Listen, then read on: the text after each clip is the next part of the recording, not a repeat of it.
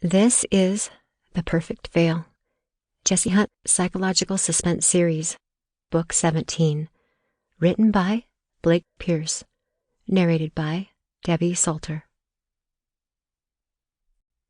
Prologue. Beatrice knocked, just to be safe, and then she knocked again.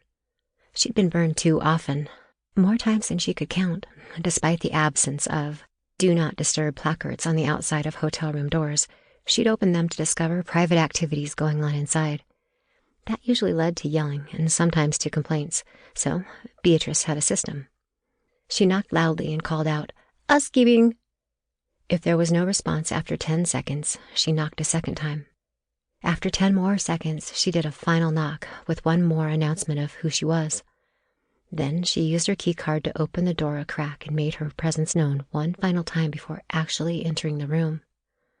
That's the procedure she used before entering Suite 1002 of the Buckingham Sunset Hotel in West Hollywood at 8:02 in the morning. And it seemed to work fine.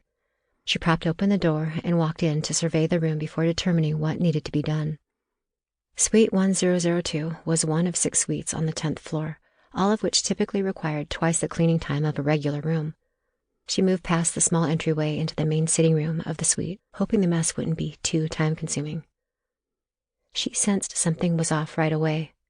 At first she couldn't place it, but after a few seconds she realized what it was.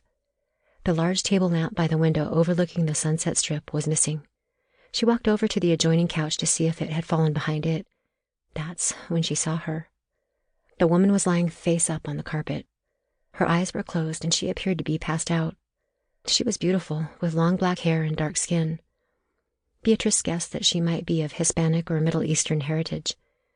She was wearing a tight black mini dress that looked like something one might wear out for a night on the Strip. The lamp was on the carpet beside the woman's head, and for a second, Beatrice thought maybe she'd drunkenly knocked it over when she collapsed. But then she noticed the blood. It was pooled under the back of the woman's head, glowing slightly in the morning light. Beatrice froze for a moment, unsure what to do. She could hear her own blood pumping loudly in her ears, and her wheezing breaths told her that her asthma was kicking in. Oddly, she had no inclination to scream. Should she try to help the woman? Should she call the police? In the end, she did the only thing she knew wouldn't cost her the job she so desperately needed to keep. After taking a puff of her inhaler, she called the housekeeping line and asked to speak to the manager on duty. Chapter 1.